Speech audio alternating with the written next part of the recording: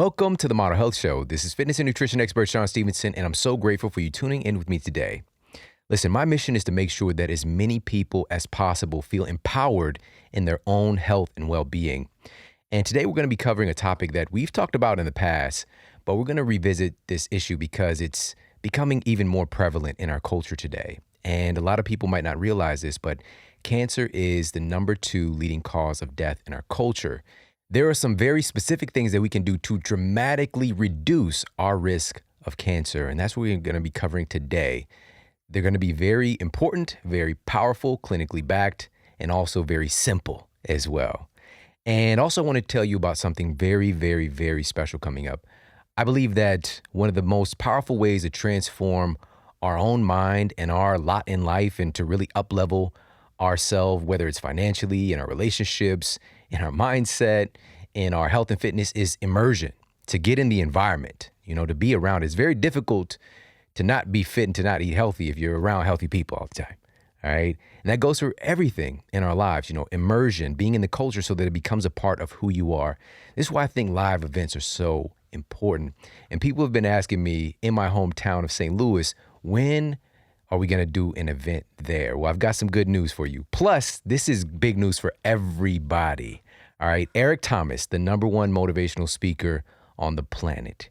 He's doing an event here in St. Louis along with me, and I want to make sure that you are there. All right. This is happening on June 24th, so it's coming up here quickly. Tickets are still available. We're going to knock this out of the park. All right. This event is really focused on taking control. That's the name of this series that they've been doing across the country. Take control of your finances, take control of your mindset.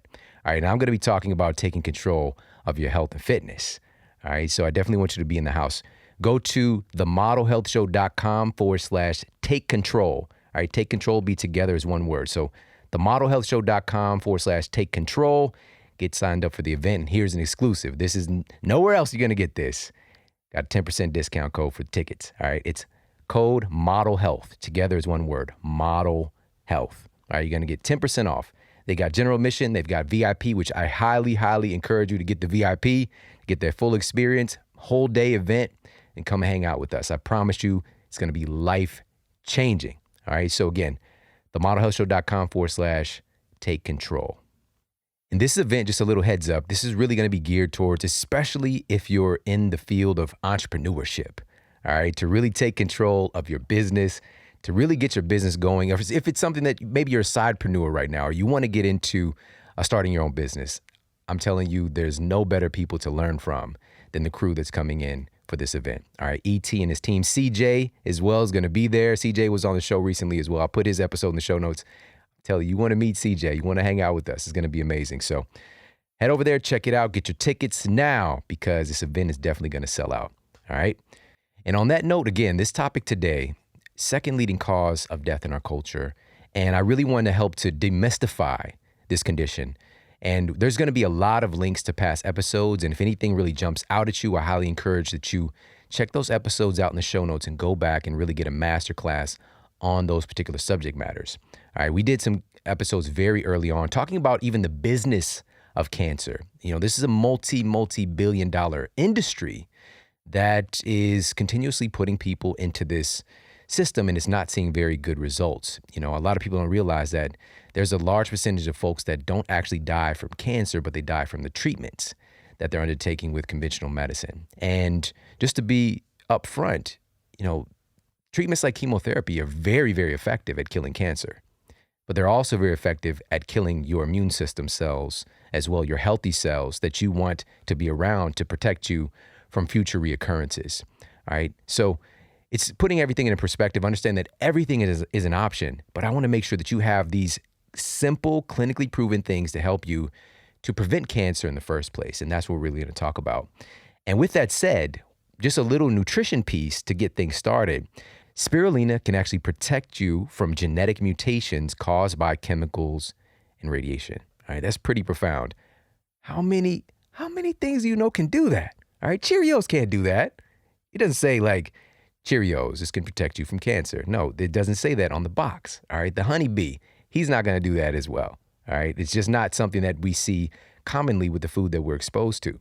But this food has been around literally thousands of years. This is one of the main protein sources from ancient civilizations of, like the Aztecs, for example, or cultures in Chad, across the pond. And so understand, this is something that it wasn't invented in a laboratory. This is a real whole food. This is algae that has been used for a very long time. It's the highest protein food that we've ever discovered. It's about 70% protein by weight, and it's contributing all these various amino acids that we need to be healthy and functional in the first place. Plus, it's concentrated with these really interesting chemicals like phycocyanin. Phycocyanin has been found to help your body to produce more stem cells or increase stem cell mobilization. So that's something really interesting. And also, it's loaded with beta carotene. We've got an incredible source of magnesium. All of these things help your cells and your hormones to communicate properly. And that's how the defense against cancer really is, because we're going to talk about what cancer is a little bit more and understand that making sure that your cells are communicating is of the utmost importance. So spirulina is great. It's one of the highlighted superfoods that's found in Organifi. And I literally just had some this morning. This is something I've been using for a couple of years now. I absolutely love Organifi. It's something that I use for my kids as well. They got spirulina. They've got chlorella, the highest chlorophyll food ever discovered. We've got ashwagandha. We've got moringa. It's just incredible. And it tastes good. So you could throw it in with your green smoothies or with your juice or even with water. I'll make sure that my son, at least a couple times a week, has his spirulina in his little sippy cup. All right, he's got the little sip, but he's kind of a little bit bigger kid now, so he's got like the Spider-Man jump off with the fancy lid and all that stuff. But anyways, as long as you put in that cool cup, maybe a crazy straw, get a crazy straw. It highlights the event even more. All right, so make sure that you're using Organifi if you're not already. I promise you, this is something that is a critical part of our health strategy moving forward, because every person needs to be on a green superfood blend. This is where we're getting all of these alkaline minerals from a bioavailable source, not some synthetic, just highly processed vitamin or so-called, quote, vitamin supplement, right? That's not what we want. Does your cells even recognize that stuff? Or are you literally just peeing out your money, all right? If we're using real whole foods, concentrates like this low temperature processed incredible superfood blend with Organifi, we're really going to get the stuff we're looking for. All right, so head over, check them out. That's Organifi.com/model. That's ORGANIFI.com/model for 20% off. All right, 20% off. Head over there, check them out. Again, Organifi.com/model. And now let's get to the iTunes Review of the Week. Another 5-star review titled My Day Zero by Sanch167. I call this review My Day Zero, given this is where it started. I was at a time in my life where different challenges with my mental and health life. The Model Health Show was the starting point to live a more fuller, authentic, and rational life. Shawn's approach to health and fitness opened doors into a subject in my life that I've always ignored. His knowledge, sense of service, a positive message inspired me to start changing my life and taking care of all the areas of my body that have gone ignored for so much time. Thank you for your service and guidance for all of us who have started our path to a better being. Wow, that's absolutely amazing. Thank you so much for leaving me that review. And everybody, please, if you get to do so, head over to iTunes and leave me a review for the show. It truly does mean so very much to me. And on that note, let's get to our topic of the day. Today, we're going to be covering 5 simple ways to reduce your risk of cancer. And I thought it was important to start off with a very rudimentary discussion about what cancer actually is, just to, again, demystify it a little bit, because this is something that oftentimes we're fearful of, but we don't really even know what it is. And that's really the scariest things, is when we don't know what's on the other side of the curtain or what's under the bed or whatever, all right? So we're going to take a peek under the bed. It's not going to be like Poltergeist, though, all right? I mean, that movie messed me up for years. All right? It's not going to be like that. It's going to be much more gentle and entertaining, but just keep in mind, the more that we can expose these things, the more that we understand it, the less fear that we will have attached to it.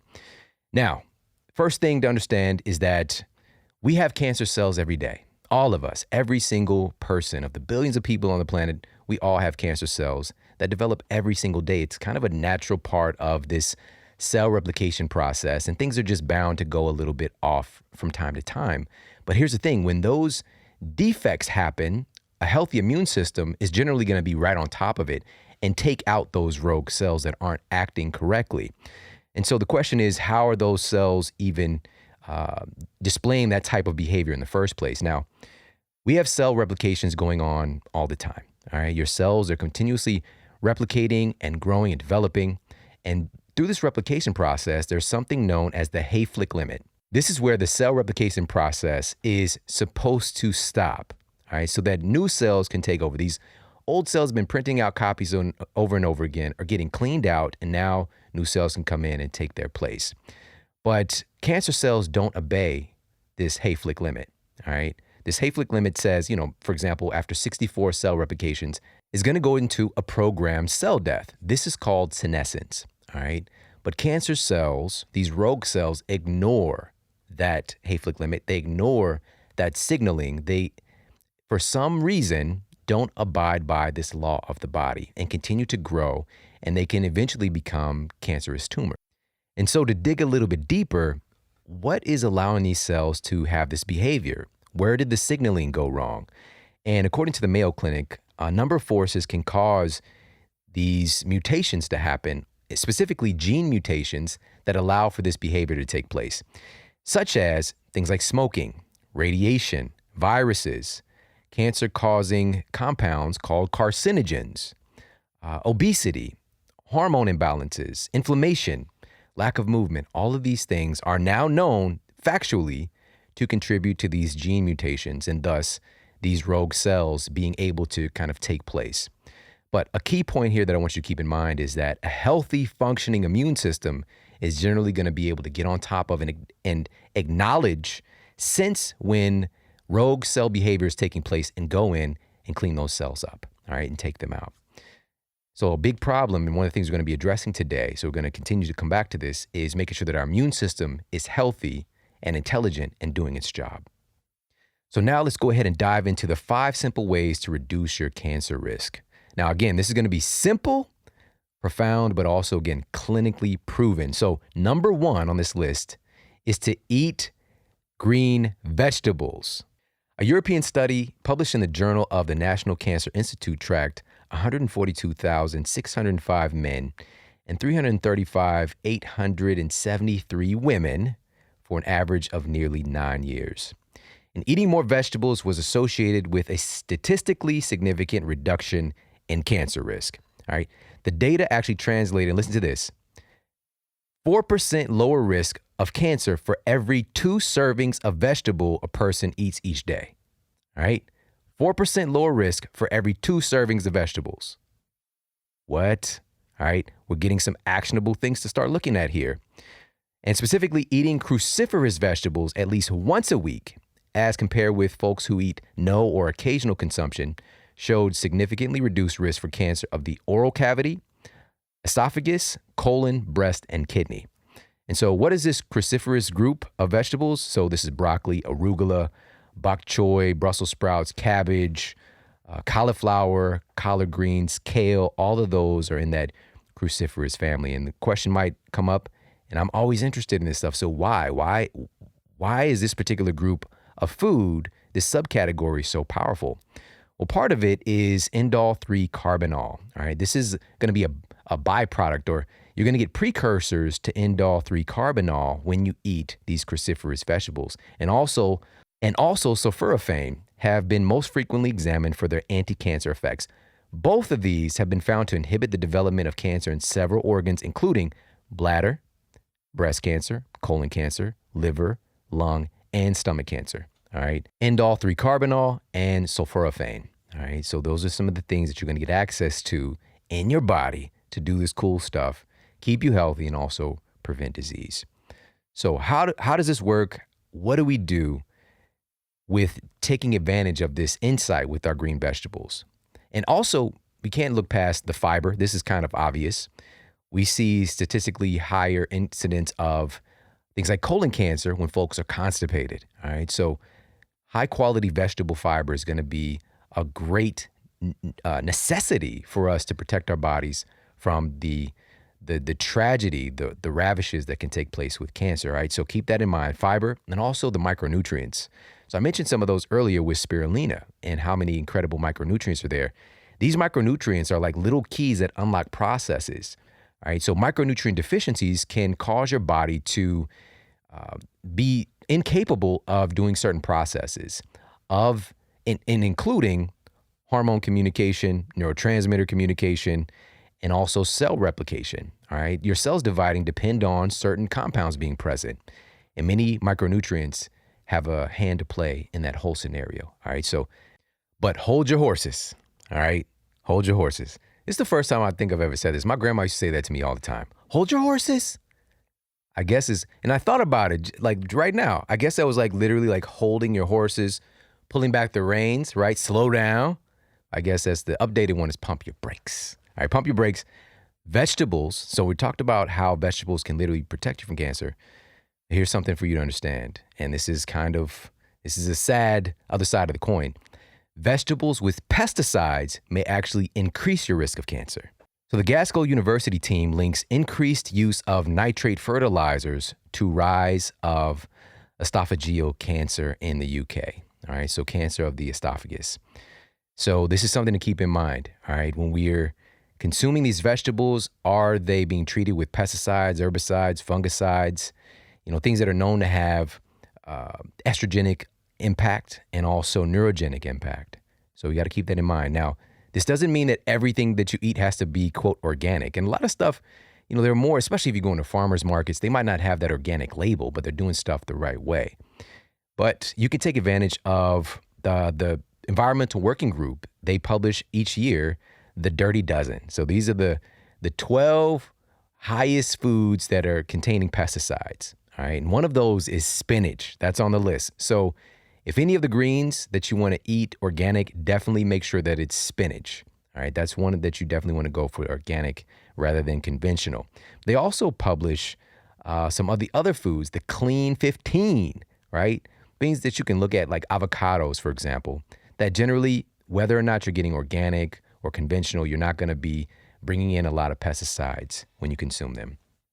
All right, so how do we implement and take advantage of this insight with knowing that, no, it's not just eat your veggies just because, or eat your veggies to be healthy, but eat your vegetables because this is going to help your body to defend itself from cancer. All right, so this is not a small thing. This is absolutely powerful, and you have the full capacity to do this. So minimum, this is what I want you to hit every single day. We got that 4% for every 2 servings a day, 4% protection. Let's double that. All right, that's going to be the bare minimum. So I want you to make sure you're getting in 4 to 5 servings of non-starchy vegetables each and every day. And I think that the biggest issue, it's not necessarily for lunch or dinner. I think we're missing out on a great opportunity to get those in for breakfast, right? Because traditionally, I know I grew up, I went right for the cereal, all right? I went right for the Crunch Berries. I didn't like the original, just plain Captain Crunch. It's okay. But also we had the off-brand a lot. So it was like, it wasn't Captain Crunch. It was more like Sergeant Crunch or something like that. And so, but I really dug the Crunch Berries. I kind of like the fruity cereals, all right? Fruity Pebbles, the Crunch Berries, Fruit Loops, Apple Jacks, man. What did they put in there? Straight up, that stuff was very crackish. So that's what I went for, and this is what we were taught for, a healthy breakfast. You got your toast, you got your pancakes, you got your bran muffin. All of that is just bringing in a tremendous amount of sugar into your body. And where are the vegetables? Like, where are the non-starch? Like, consciously, we're not even putting vegetables in a mental frame of having them at breakfast. And we need to change that, all right? Breakfast is just another meal. First of all, it's a great time to get in those veggies, but we could do it in a more conventional manner as well. So doing a veggie omelet, right? Just load in that veggie with a handful of spinach and mushrooms and tomatoes or whatever it might be that floats your boat. I really like jalapenos, all right? Throw that in there. It's California omelet, all right? That's another great option, all right? Also, green smoothies. Green smoothies are popping today, all right? Everybody's heard of green smoothies at this point, but I was doing this when it wasn't that cool, all right? I'm making these in like nutrition class. People are like, you're putting kale in there? Is it gonna be good? But I got the chocolate in there too. They loved it, all right? But just keep in mind, green smoothies, but we want to be heavy on the green. All right, that's the point of the green smoothie, all right? Not a sugar smoothie, a sugar bomb, but making sure we're getting plenty of green veggies in there. Also, just on the side, maybe if you're having if you're doing a traditional kind of conventional breakfast, like, Maybe it's some eggs, scrambled eggs and some avocado, and then you got some sauteed spinach on the side. All right, so make sure to get some veggies in the morning. I think that's a great, great implement for this particular tip here. All right, so that's number one on our list of these 5 simple ways to reduce your risk of cancer. Oh, let me throw one more out here for you. Getting more vegetables in, let's make it taste good. All right, let's not suffer down like some raw broccoli that's just like, you just cut the broccoli and you just eat it. Some people can do that. All right, I respect that. But for most of us, that's going a little too far. All right, so let's cook it and make it taste good. All right, some grass-fed butter. Fats make veggies taste really good. All right, coconut oil, avocado oil, olive oil. Cook your sauteed spinach in a little bit of coconut oil, make it taste good. And of course, the seasonings. Maybe you got some garlic. Cut up a little garlic. Some onion powder, some sea salt, a little black pepper. Make it taste nice so you enjoy the process and something that you actually look forward to eating. All right, so that's number one. Again, on our list of 5 simple ways to reduce your risk of cancer, we're going to move on to number 2. Okay, number 2 on this list, this is going to sound a little bit crazy, but stick with me. This research is going to blow your socks off. Are your socks, do you got a hold on them? You better have a hold on them because they're going to blow right off. Listen, number 2 here is keep your cell phone off of your head. Keep your cell phone off your head is going to help to reduce your risk of cancer. So listen, ionizing radiation given off by sources like X-rays are well noted to cause cell mutations, all right, leading to cancer. This is well known. But now, non-ionizing radiofrequency radiation that cell phones and other wireless devices that we're all privy to today, we're all taking it, billions of people are using these things, are being increasingly studied due to their potentially dangerous biological effect, which is an ability to heat tissues by exciting your molecules. All right. Now, since 2011, radiofrequency radiation has been classified as a group 2B carcinogen, human carcinogen. Bet you didn't know that. Huh? 2B is a, quote, possible human carcinogen. All right. But, and this is by the International Agency on Cancer, and also this is an agency of the World Health Organization. Now, it's likely going to be reclassified as probable human carcinogen with more recent findings. So, according to researchers at the Department of Oncology at University Hospital in Örebro, Sweden, people who begin using cell phones heavily as teenagers have 4 to 5 times more brain cancer as young adults. All right, just let that sit for a minute. Wow. In recent surveys, the large majority of respondents, 71%, said they usually sleep with their phone next to them. 3% of these people, and this is taking a population study, 71% of people have the phone right next to them when they're sleeping. 3% say they sleep with the device in their hand. I know somebody in this room. I got my team in here. Somebody's sleeping with their phone in their hand. All right. They don't want their girl to check their snaps. All right. Now, I just saw that today on the interwebs. All right. You got to be careful with that. But another 13% said that they keep it right next to them in the bed. All right. It's their little electronic teddy bear. 55% say that they leave it close to them, right next to them on the nightstand. All right. 71% of folks are almost attached at the hip with their cell phone. So we wonder why. Again, this is not a small thing of let's be more conscious of our use of our cell. We're very, very attached to these devices. Still, evidence advanced by the study shows prolonged exposure to even low levels of radiofrequency radiation is potentially causing these gene mutations. And it's perhaps by mechanisms that are other than the heating of the tissue. So we don't quite know exactly what the causative factor is, but we do know that it's causing disruption between the cells, the cellular communication in your body. All right. So one study looked at how rats are actually uniquely prone to a rare tumor called a schwannoma. And this affects a type of neuron called a Schwann cell. And this is something that we have as humans as well. Schwann cells are any of the cells of the peripheral nervous system that produce the myelin sheath that coat around your neuronal axons. Now, this is how your cells, literally like nerves firing and you doing processes, they get coated by myelin, right? The myelin sheath to make these movements, behaviors, thought patterns, all these different things on automatic. And this can cause tumors of those cells, right? So why Schwann cells and glial cells appear to be targets of cell phone radiation is not yet clear. Dr. David Carpenter, who's the director of the Institute for Health and the Environment at the University of Albany, he explained that the purpose of these cells is to insulate nerve fibers throughout the body. These are electrical systems. So that might be one big part of why this is influencing those cells, because these are electrical cells. And we're talking about radio frequency radiation that can affect electricity. And so male rats in this study and other studies were found to have this development of schwannomas of the heart at statistically higher rates than control animals that were not exposed. All right, so keep in mind, the heart is a very electrical organ as well, and actually contains neurotissue. Right, so we're talking brain tissue or tissue that is thought to be a part of thinking that is actually located in your heart. How crazy is that? A different $25 million study, this was completed by researchers at the National Toxicology Program, provided the most compelling evidence connected to radio frequencies with heart schwannomas in male rats.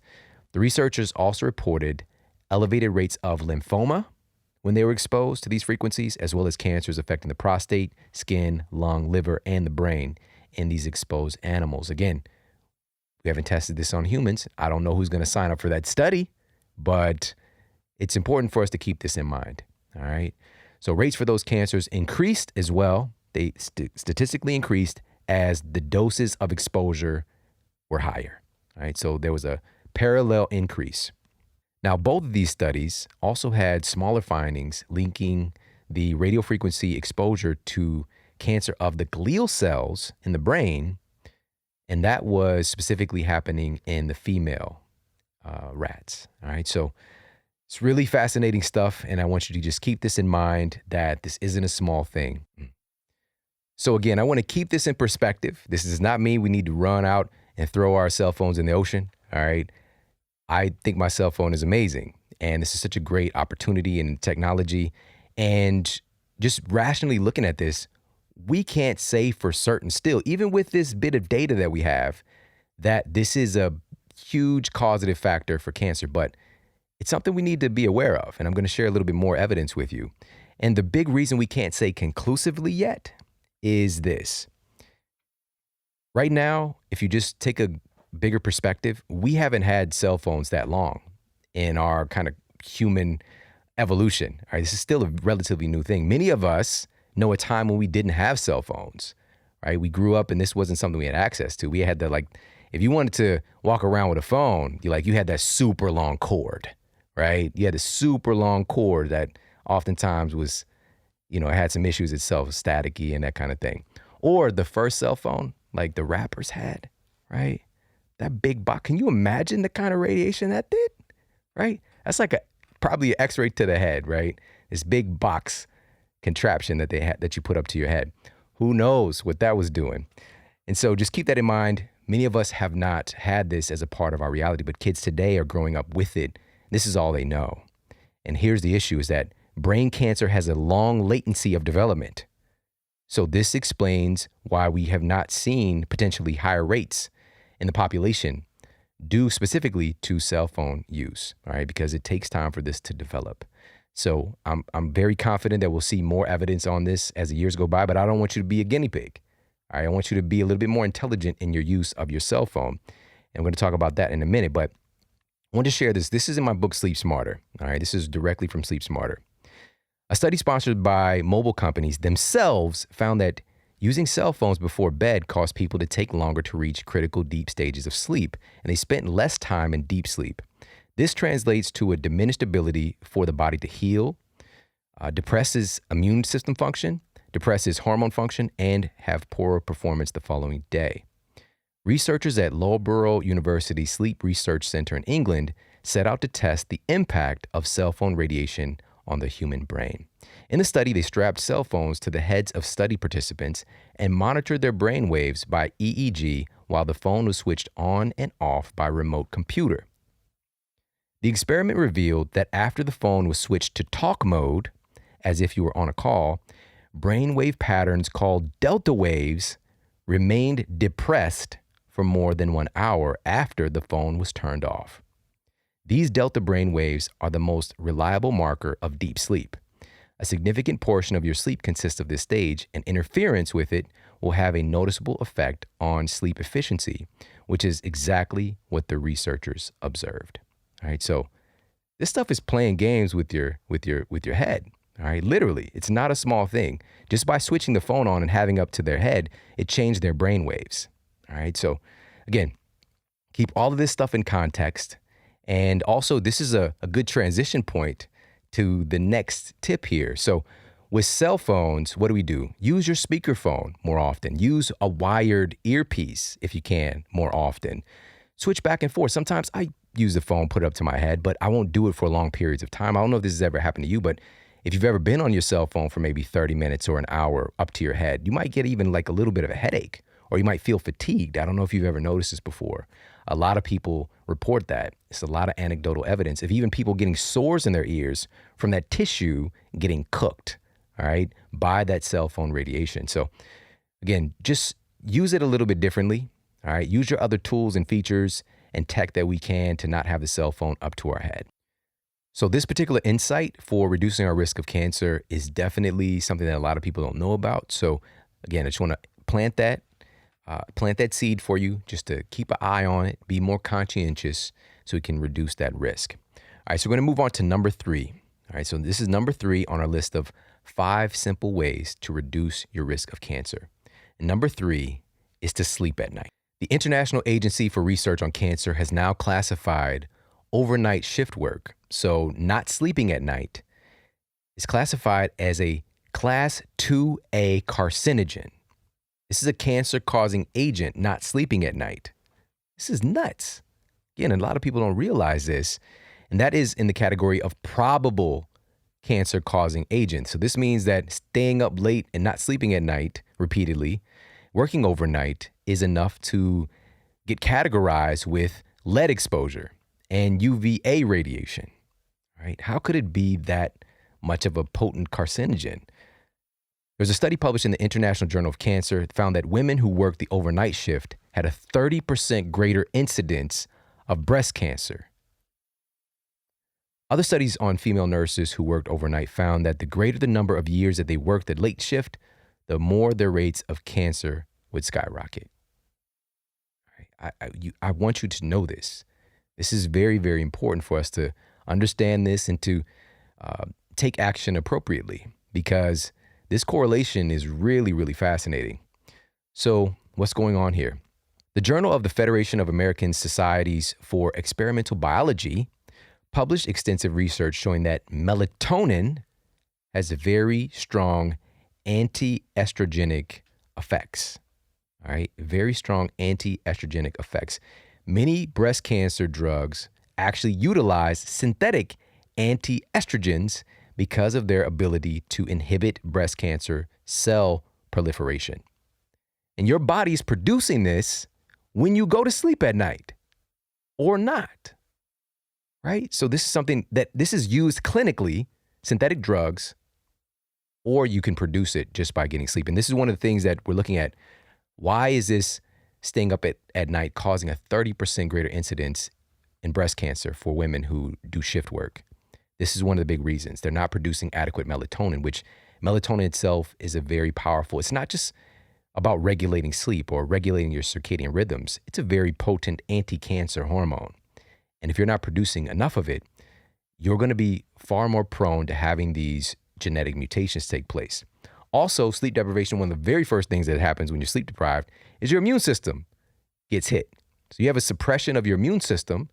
And this is when a lot of folks, when they're sleep deprived and they're like running around and traveling, they're not getting a lot of sleep. This is a lot of times start getting colds and getting sick and things like that, because it does suppress your immune system. So, and your immune system, as we talked about in the very beginning, is really the governing force that's making sure that when these abnormal cell divisions or mutations take place, that it's on top of it and it's sending out these natural killer cells and it's taking out any rogue activity. But if your immune system's sleepy, If your immune system's not doing its job, if your immune system's being abused, it's not going to be able to do its job properly. All right, so I hope that makes sense.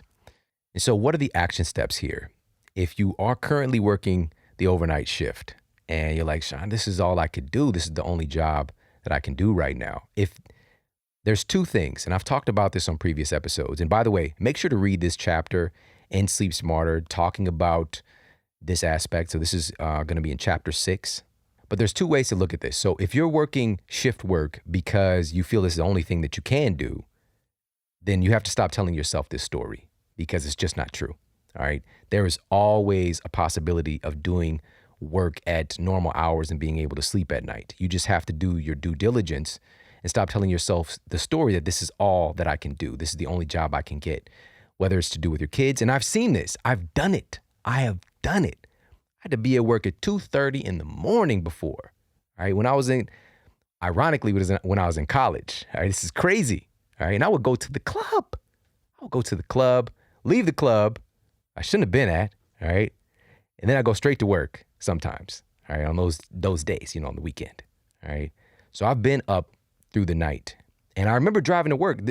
I actually remember driving to work one day and just like, it popped in my head like, I hope I don't get cancer.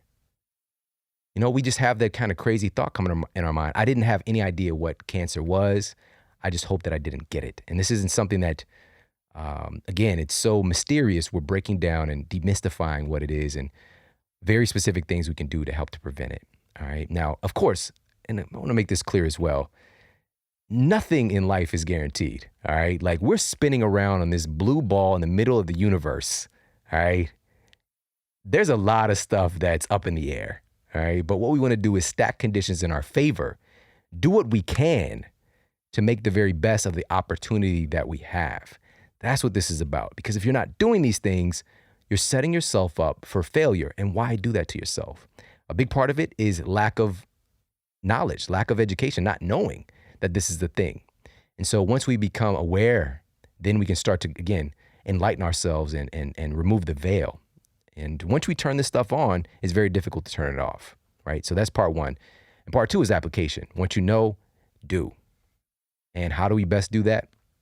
Simply by having strategies in place and being consistent, reminding ourselves whenever we make a mistake, just get back on the horse, right? So that's one side of the equation, is changing your story if you're telling yourself there's something you have to do.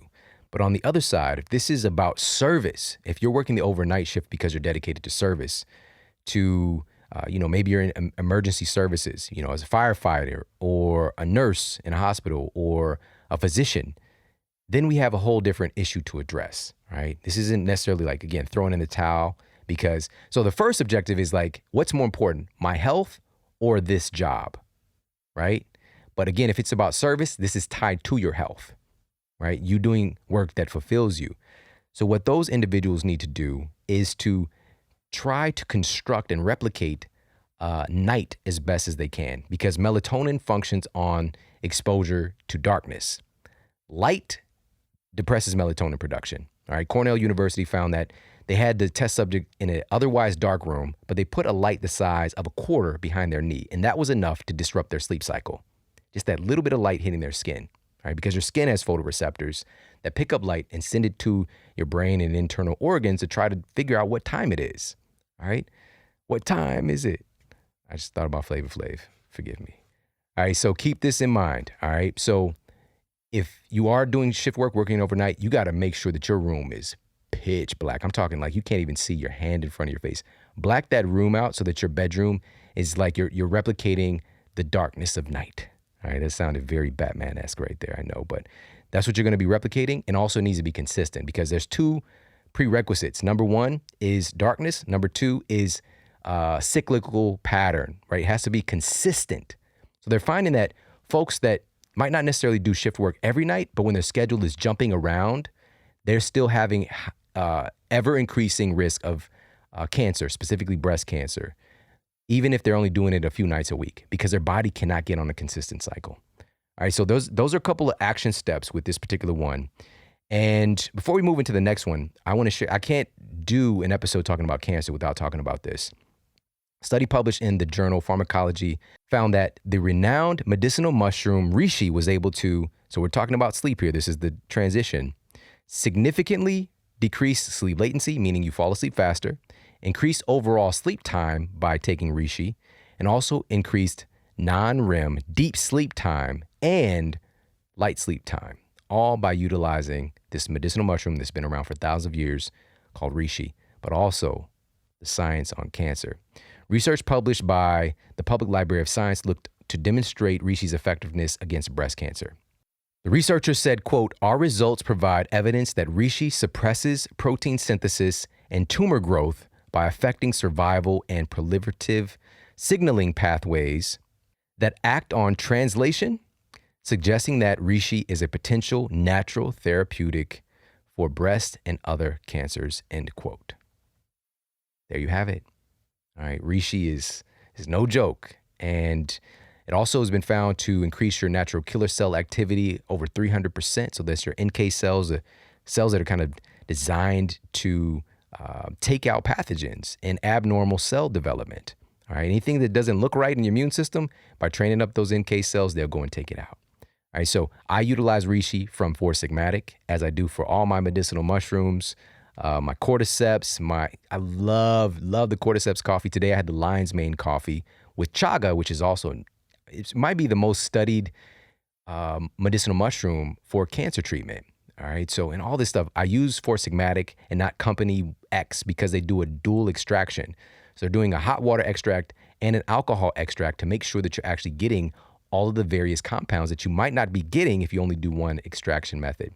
All right, so definitely check them out. Reishi is great to have as a kind of nightcap. All right, so it's foursigmatic.com/model. That's FOURSIGMATIC.com/model. 15% off all of their incredible products, the mushroom coffees, the mushroom hot cocos, the new chais. Check them out. foursigmatic.com/model, 15% off. Number 4 is to drink water. All right, drink water. This sounds outrageous, I know. All right, sounds outrageous. But there's some sound clinical data showing that simply making sure that we're properly hydrated can prevent cancer formation. All right. Now, this is something that, you're just like, I know I'm supposed to drink water, but you attach this to it, cancer prevention, by you drinking that water, it might give you a better reason to take a sip. Research published in the Journal of Clinical Oncology looked at water intake of 47,909 patients during a period of 10 years and found a strong correlation with bladder cancer. The greater a person's fluid intake on a daily basis, the lower their risk was of developing bladder cancer. Now, from the study itself, when fluid intake was modeled as a continuous variable, the risk of bladder cancer decreased by 7% for every increment of about 8 ounces that the person drank a day. 7% decrease in risk for every 8 ounces you drink. That is amazing. And the study participants in the highest quadrant of fluid intake had a 49%, that's kind of where it capped off, 49% lower incidence of bladder cancer than those in the lowest quadrant.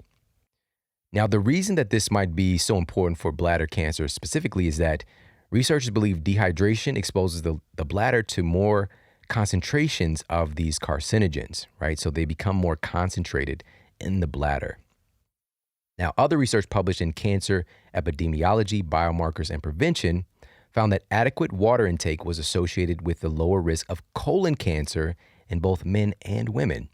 The same thing was found to be true of a study that looked at breast cancer as well.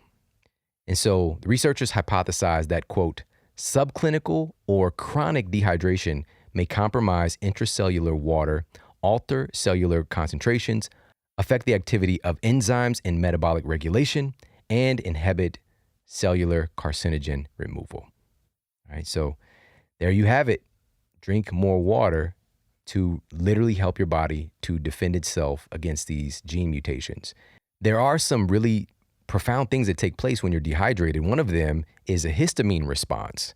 And excess histamine can also suppress interferon. And this is a critical anti-cancer chemical that's present in a healthy, hydrated body. All right, so these are just small things to keep in mind, and how Your DNA can be influenced, interferon, and, we're just going to reduce our risk of bladder cancer and breast cancer and colon cancer. And the list goes on, really, because your body doesn't operate in a vacuum. Like, everything influences everything. All right, so what do? Number one, make sure to listen to the classic episode of the Model Health Show, the Water and Hydration Masterclass, to get the ins and outs of this whole situation with water, because it's much bigger than what we think at first glance. I'll put that in the show notes. And just make sure that you're doing that basic, what we throw out as a kind of tenet, a baseline, is take your body weight and divide it in half, right? So if you're 150 pounds, divide in half, you've got 75 pounds. Now we want to drink that many ounces of water, so 75 ounces. So take your body weight, divide it in half. The number that you get, that's the number of ounces that I want you to make sure is a baseline of water that you're drinking each day. And also, how do we ensure that we do it? Make sure that you're just keeping your bottle around. Like, I got my bottle right here. Where I go, my bottle goes. This is my water-containing boo. All right, make sure you keep your bottle with you so that you're able to fill it up when you need to. All right, or you can fill up. There's another strategy that I've seen work great. Chalene Johnson does this. She has 3 bottles, and she makes sure that they're all filled, ready to go each day. And by the end of the day, she needs to drink all 3 of those.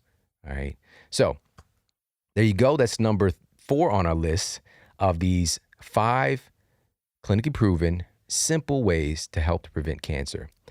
Let's move on to number 5. So this is our final one. Number 5 is move your body. All right, exercise, specifically walking. A meta-analysis published in the British Journal of Cancer found that physical activity was clearly associated with reduced risk of endometrial cancer, with active women having an approximately 30% lower risk of cancer than inactive women. I want you to get up right now. If you're not already up walking, or you're at the gym or something, like, or if you're driving, obviously you can't. Okay, I get that. But if you can, get up, start walking around. All right. This is a big call to action. This movement, your body needs this in order to function correctly. All right. When I thought about moving around in the car and walking, I thought about the Flintstones when Fred put his feet through the bottom to stop the car with the brakes. I don't know if you know about the Flintstones. And why in the world was Fred Flintstone always hating on Barney? Right? He just hated on Barney. Barney was just like very easygoing, but he threw all kinds of shade on Barney, threw shade Barney's way. Maybe because his wife was a little hotter. I don't know. So anyways, research at the U.S. National Cancer Institute reported that higher levels of physical activity were associated with a lower risk of 13 types of cancer, including bowel cancer, breast cancer, uterine cancer, liver cancer, and lung cancer. So what's going on there? How does this work? Well, exercise changes or triggers changes in your hormones. And one of the biggest ways that exercise reduces cancer risk is that physical activity can halt the overproduction of estrogen. Now, estrogen in and of itself is not bad. It's something we all need, men and women, but it needs to be in balance. But it's a growth-related hormone. And when enzymes unlock certain cells, so we're talking about enzymes helping to unlock cells and utilize cholesterol and turning it into hormones, sex hormones, like estrogen and testosterone. This is normally functioning every day, and your body's looking to have a balance of those things. But fat cells contain an enzyme called aromatase, and this helps to convert testosterone into estrogen. Okay, it converts testosterone into estrogen and can create a situation of estrogen dominance if your fat cells are not kept in check. Right? Now, and I did a whole episode talking about estrogen dominance. That was episode 148. We'll put that in the show notes. So that's one way that exercise helps to reduce your cancer risk, is that it helps to regulate the function of estrogen and keeping it balanced in your body. Another reason that it's effective is that exercise induces something called autophagy. Autophagy is the natural, regulated, destructive mechanism of the cell that disassembles unnecessary or dysfunctional components. Research out of University of Texas Southwestern Medical Center in 2012 confirmed that exercise induces autophagy in the peripheral tissues and in the brain. And on top of that, exercise is also about elimination. Exorcise, right? Exorcism, right? Getting stuff out that shouldn't be there. The words are very similar. But that's what exercise is really about, is elimination of toxins, assimilation of nutrients, and elimination of toxins. If you're not moving, your lymphatic system is not moving, which is kind of your extracellular sewage system. It's kind of gross, but your lymphatic system, you have 4 times more lymph than you have blood. And your circulatory system has a pump, in essence, which is your heart. But your lymphatic system doesn't have a pump. It moves when you move. It requires movement in order for it to move. It's kind of like a one-way valve system that moves up your body, and it dumps back into your system after it gets right around like your collarbones. So if you're not moving, your lymphatic system, this waste management system, extracellular waste management system, is literally getting gummed up. All right, it's not moving, and that can't be good news. So that's another reason why exercise is so valuable. Now, I hope that this really brought some light to a few things and created another anchor of why movement, drinking water, eating vegetables, getting sleep, and chilling with the technology is so valuable in your life. All right? We're talking literally about preventing cancer, stacking conditions in your favor by doing these things. Now, it's difficult to say if these things alone will substantially reduce your risk of cancer by themselves. But when you couple them together, you give your cells a real chance to thrive. And that's what it's really all about. All right. So thank you so much for tuning into the show today. I hope you got a lot of value out of this. And listen, hopefully I'm going to see you in St. Louis coming here on June 24th with me, the #1 motivational speaker in the world, Eric Thomas. I'm telling you, you want to be around ET. You want to experience this. It's really going to be a life-changing event. So make sure that you come out and hang out with me if at all possible. If you're in St. Louis, I know you're going to be there. But even if you're outside of town, this would be something for you to fly in and be a part of, because this is going to be a once-in-a-lifetime experience with this Take Control conference. All right, so make sure to hop over and come hang out with us. All right, so that's themodelhealthshow.com/take control, one word. Use the coupon code MODELHEALTH, all right, Model Health together, one word. And you're going to get 10% off those tickets. All right, so again, thank you so much for tuning into the show today. We've got some amazing, amazing guests coming up, so make sure to stay tuned. All right, take care, have an amazing day, and I'll talk with you soon.